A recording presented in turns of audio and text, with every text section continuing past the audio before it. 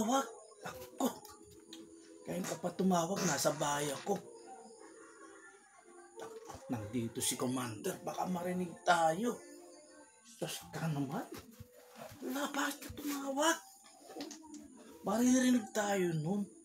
Dapat pagtatawag ka, mga maaga-aga pa. Mga alas 8. Tumawag ka. Maririnig tayo nito. Sandali, papasok ko sa CR. Doon tayo mag-usap ha. Sandali lang. Huwag mo ibababa. Baka makalata si Commander, sakit lang. Ayan. Pasok ko sa CR. Oh, nandito na ako sa CR. Oh. Ayan. Oo na. Magpapadala ako sa inyo. Pero, nung araw ba ngayon? Oo, sige. Kailangan ng pera. O sige, magpapadala ako.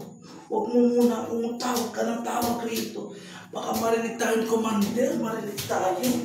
Kaya nandito ako sa kalog ng CR eh. Huwag ka nang tatawag muna. Ako ang tatawag sa iyo. Kailangan ba ng pera? Kailangan. Magkano? 5,000.